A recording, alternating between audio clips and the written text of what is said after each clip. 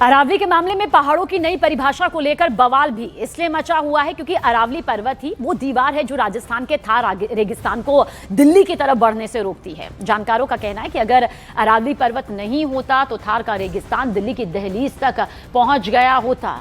Experts की इस बात को आप हमारी ये ग्राउंड रिपोर्ट देखकर समझ सकते हैं, जिसमें अजमेर और नागौर जिले की सीमा पर अरावली की पहाड़ियों की कटाई से अब रेगिस्तान के पहाड़ अरावली को पार करते नागौर से आगे अजमेर की ओर बढ़ते जा रहे हैं।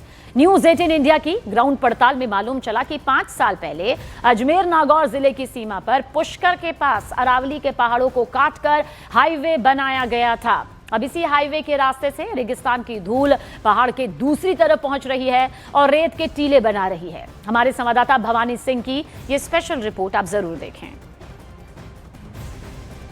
अरावली है तो हम हैं, अरावली है तो जीवन है, अरावली है तो रेगिस्तान राजस्थान से ही नहीं दिल्ली से दूर है। पुष्कर की पहाड़ियाँ वो लाइन ऑफ डिफेंस है जिसके एक तरफ रेगिस्तान है, दूसरी तरफ हरियाली शुरू होती है जो दिल्ली तक जाती है। पुष्कर की पहाड़ियों की इसी लाइन ऑफ डिफेंस में अगर छोटा सा सुराग कितना असर डालता है ये देखिए कि आप, ये पुष्कर की पहाड़ी है। जयपुर बीकानेर हाईवे निकालने के लिए इस पहाड़ी को काटा गया। आप देखिए कि दोनों तरफ पहाड़ी है, ज़्यादा हाइट नहीं है। उसके पीछे आपको रेत का पहाड़ नज़र आ रहा होगा। रेत का पहाड़ इसलिए कि वहीं से रेगिस्तान आगे शुरू हो जाता है। उसके बाद में जैसे ही इसको काटा, अब ये रेत का पहाड़ शिफ्ट होते हुए, क्योंकि इस सुराग में से निकलते हुए पहाड़ी का इतना सा सुराग जिसने जहाँ पर मैं खड़ा हूँ वहाँ पर रेत का पहाड़ खड़ा कर दिया। तकरीबन आप देखिए कि जो इस पहाड़ी की हाइट है, यानी कि जो पत्थर की पहाड़ी है अरावली की, उससे रेत की जो पहाड़ी है उसके बीच में ज़्यादा फासला नहीं रहा। तकरीबन 40 मीटर के लगभग वो होगी और 20 से 25 मीटर के लगभग ये रेत का पहाड़ हो चुका। और रेत का पहाड़ आप देखिए कि पीछे तक आगे तक फैलता जा रहा है। ये पहले इतना नहीं था।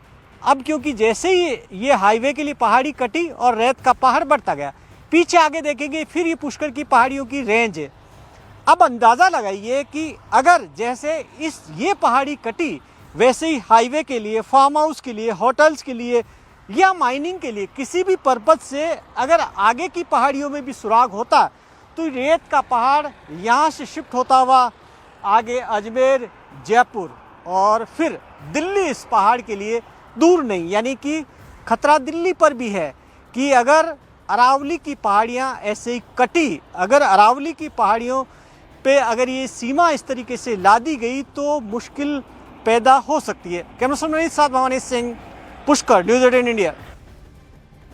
पुष्कर में अरावली की पहाड़ियों पर देखिए जिस तरह से बुलडोजर चल रहा है, उससे पुष्कर में कुछ पहाड़ियों के वजूद पर ही खतरा मंडराने लगा है। इतिहासकार जितेंद्र जोशी ने कहा कि पुष्कर के पास खनन माफिया पहाड़ियों को खत्म कर रहे हैं। अब 100 मीटर की सीमा पर से ये खतरा और ज्यादा बढ़ गया है। ऐसा इसलिए कहा जा रहा है क्योंकि पुष्कर के पास ज्यादातर पहाड़ियां 50 से 80 मीटर की ऊंचाई वाली हैं। जितेंद्र जोशी हमारे साथ में है, इतिहासकार हैं, समझते हैं इन बातों को। ये बताइए कि ये जो इस तरीके से यहाँ पर ये काटा गया कि पहाड़ी को, क्या लीगल तरीके से? लीगल कैसे हो सकता है? पहाड़ी किसी का इंडिविजुअल खसरा तो हो नहीं सकती। वन विभाग की जमीन है, पहाड़ की जमीन है। अब जब इलीगल तरीके से इतना कट हो गया और हाईवे से बिल्कुल निकटतम है, जहां से सभी तरह के मुख्यमंत्री तक के कई बार निकले होंगे, उसके निकटतम क्षेत्र में इतना बड़ा कट लग सकता है, तो आप सोचिए कि अंदर के क्षेत्रों में क्या स्थिति हो रही है। और जो अभी नवीन परिभाषा दी गई है उसके दृष्टिकोण से देखा जाए तो फिर बचेगा ही क्या? बिल्कुल सब कुछ लीगल हो जाएगा। एक शब्द ने अरावली की पूरी परिभाषा बदल दी। क्या ये आवश्यक था कि ऐसा शब्द हम नैरेटिव स्थापित करें या ऐसी चीज स्थापित करें जिससे पूरा अरावली खतरे में आ जाए? क्या ऐसी आवश्यकता थी कि हम एक सीमा निर्धारित कर दें कि उसके नीचे गवर्नमेंट चाहती, या जो भी सुप्रीम कोर्ट ने डिसीजन दिया, जो भी हमारे नीति निर्धाता, मेरा उनसे दिल से कहना है कि आप इस चीज को बिल्कुल ग्राउंड लेवल पे आके देखें। ग्राउंड लेवल पे देखिए, ग्राउंड की परिस्थिति अपने आप में दिखाती है कि किस तरीके से अरावली की पहाड़ियां जगह जगह पर खत्म की जा रही है। Camera Singh, Pushkar, news 18 India.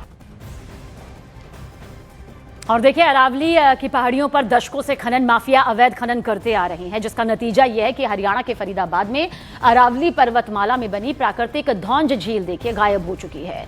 अब उस झील की जगह जमीन का एक छोटा सा टुकड़ा नजर आता है। उस धौंज झील का जिक्र ब्रिटिश गजेटियर में भी किया गया है। और आपको ये भी बता दें कि यहाँ इतना पानी भरता है कि चेक डैम बनाया गया। आखिरी बार ये झील 2003 में भरी थी। रिसर्चर्स का कहना है कि यहाँ होने वाली माइनिंग किस तरह से नेचुरल रास्तों को ब्लॉक कर देती है। हमारी संवाददाता प्रियंका कांडपाल की ये ग्राउंड रिपोर्ट आप जरूर गौर से देखें। इस वक्त मेरी मौजूदगी है धौज लेक में। अब आप तस्वीर देख रहे होंगे और सोच रहे होंगे कि लेक कहाँ है। सवाल वही है कि लेक कहाँ है। ये धौज की लेक एरिया है जहाँ पर इस वक्त मेरी मौजूदगी है और यहाँ पर अब जंगल ही जंगल जो है वो बसा हुआ है। धौज लेक बड़खल के बाद यहाँ सबसे इम्पोर्टेंट, सबसे बड़ी लेक मानी जाती थी और इसकी तस्वीरें फिलहाल आप देख रहे हैं। ये लेक कितनी ज़्यादा बड़ी थी इसका एक अंदाज़ा लगा रहे हैं। आपके पीछे ज़रा देखें, आपको यहाँ नज़र आएगा कि यहाँ पर एक डैम चेक पॉइंट भी बना हुआ है। यानी कि ये जो फिलहाल तस्वीर आप देख रहे हैं, ये जो ऊंचाई आप देख रहे हैं, ये कहाँ तक पूरी लेक भरी रहती होगी इसका अंदाज़ा लगाइए। इस लेक का उल्लेख जो है वो 1800 की का जो पूरा दौर रहा है उसमें भी है।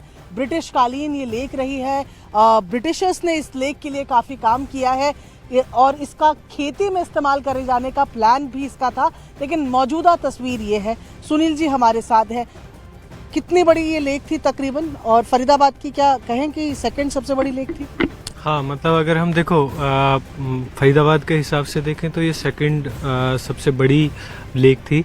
अगर हम पुराने जो हिस्टोरिकल रिकॉर्ड के हिसाब से देखते हैं तो ब्रिटिश गजेटियर जो पब्लिश हुआ था लास्ट जो है 1885 में, अकॉर्डिंग टू ब्रिटिश गजेटियर जो अरावली के इस पैच में जो दिल्ली गजेटियर है, उन्होंने सारे नालों को जो है उनका जो सर्वे किया था, उनके असेसमेंट के अकॉर्डिंग ये 8 नंबर नाला था जो मांगर से निकल के आता था और इसका फ्लो इतना ज़्यादा था कि ये आगे जाकर के कबूलपुर काफ़ी दूर एक गांव है वहाँ तक ये